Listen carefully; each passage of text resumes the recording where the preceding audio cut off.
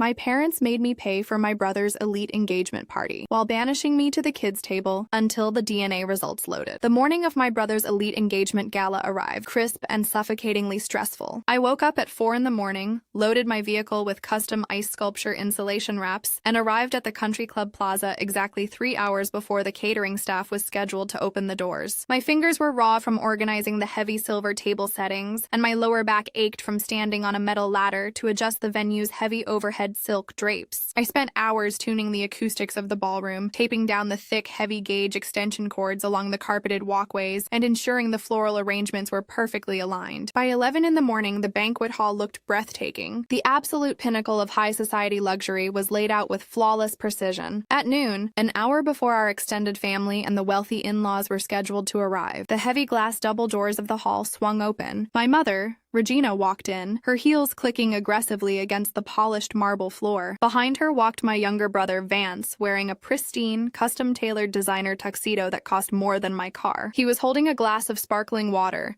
his eyes scanning the room with a cold, lazy entitlement. Regina stopped dead in the center of the ballroom, looking at the massive tiered champagne tower and the glowing, crisp presentation screen. A slow, calculating smile spread across her face. She didn't look at me, even though I was standing right there in my work clothes, covered in dust, with a master checklist clipped to my belt. She turned directly to Vance, her voice rising into that breathless, theatrical cadence she reserved exclusively for her golden child. "Oh, sweetie, look at this! This is going to look absolutely magnificent when your future father-in-law sees the level of luxury we provide. This event is exactly the kind of high-profile statement that will secure your position in his corporate network." My stomach turned over completely. I stepped down from the staging platform, my checklist rattling against my leg. "Regina, the catering manager needs the final authorization signature for the billing file. The total came out to $14,000.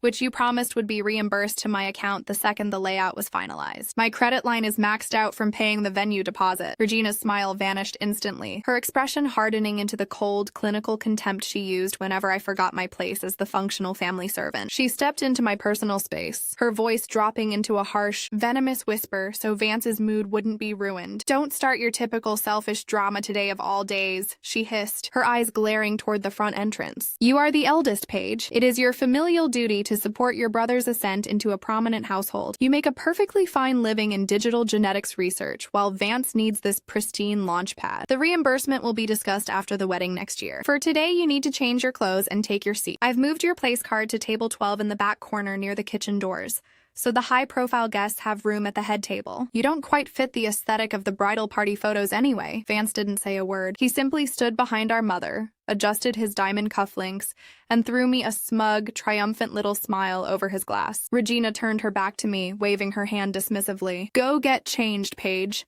The real family is arriving." I walked out of the main ballroom and into the small concrete staff restroom behind the kitchen corridors to change into my formal clothes. My hands were shaking so hard I could barely zip up my dark navy dress. The sheer, suffocating injustice of the moment felt like a physical weight in my chest. For 25 years, I had been treated like a second-class citizen in my own home. Vance was showered with trust funds, luxury vehicles, and unconditional praise despite dropping out of 3 separate colleges, while my accomplishments were dismissed as basic expectations. My father, Arthur, had spent my entire youth telling me that I simply didn't possess the premium family genetics that Vance supposedly inherited. I stood in the dim light of the restroom, looking at my reflection, and felt the last remaining threads of my compliance dissolve completely. I realized a critical truth about the dynamic between my parents and my brother. Their entire system relied on my absolute efficiency to fund their illusions. They stole my money because they knew I was stable. They assumed that because I was the responsible one,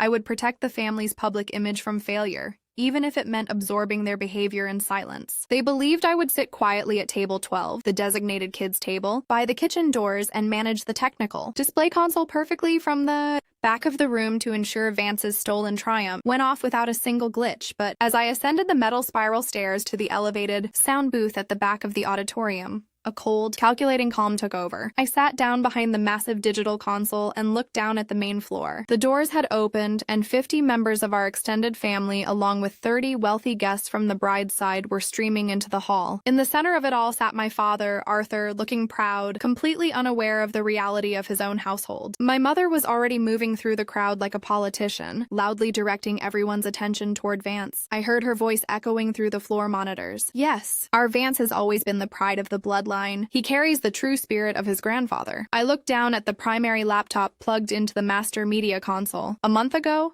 tired of being told I didn't carry the premium family traits, I had submitted a commercial high-density DNA kit for a standard health screening. When the results loaded into my laboratory portal, I didn't just find health data. I found a massive, undeniable biological anomaly. The genetic matching matrix revealed that while I shared exactly 50% of my DNA with my father, Arthur, Vance shared 0% with him. Vance wasn't Arthur's son. He was the product of my mother's secret affair from 24 years ago with a former tennis coach. A man whose genetic markers perfectly matched Vance's profile on the Open Consumer database. My fingers hovered over the master control interface. With a steady, deliberate movement, I unlinked the sweet childhood slideshow my mother had compiled from the automated playback loop. In its place, I mapped the master video display system directly to the certified legal laboratory documents, the comparative chromosome mapping charts, and the official maternity-paternity discrepancy report from the genomics database. I set the display to launch precisely at the moment the family toast was scheduled to begin. The gala proceeded beautifully for the first 2 hours. The multi-course dinner was served, and because I was sitting at table 12 by the kitchen, I was subjected to the constant blasting of the service doors and the cold stares of my mother from the head table. Vance was toast of the room, drinking expensive champagne that had been charged directly to my personal Visa card. Finally, the house lights began to drop,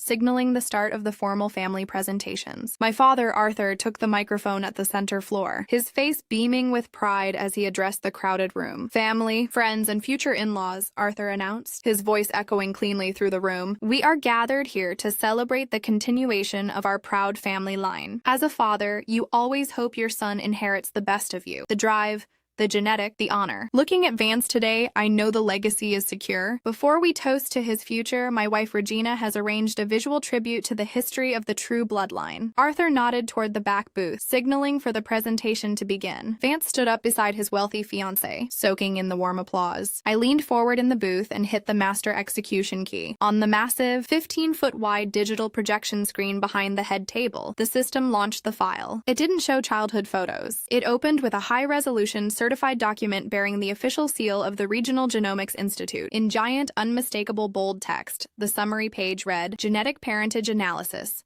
Discrepancy detected. Arthur, surname exclusion probability, 100%. Subject Vance, surname, shares 0 parental genetic markers with alleged father." Below it, the system automatically displayed a clear, side-by-side chromosome chart showing Vance's direct genetic match to my mother's old acquaintance. The entire ballroom went dead, suffocatingly silent. The clinking of glasses stopped instantly. My aunts and uncles froze. My father blinked, staring at the giant medical graphs behind his son's head, trying to process the complex scientific text that was projected 15 feet wide for the entire high society guest list to read. Alana, the bride, squinted at the screen, reading aloud the words 0% parental match into the quiet room. Her wealthy father's face turned instantly to stone. My mother, Regina, scrambled out of her seat so fast she knocked her chair backward onto the floor. She turned around, saw the certified paternity exclusion charts flashing in high definition, and let out a sharp, ragged gasp. Her face went completely white. She looked wildly toward the tech booth, screaming into the open room,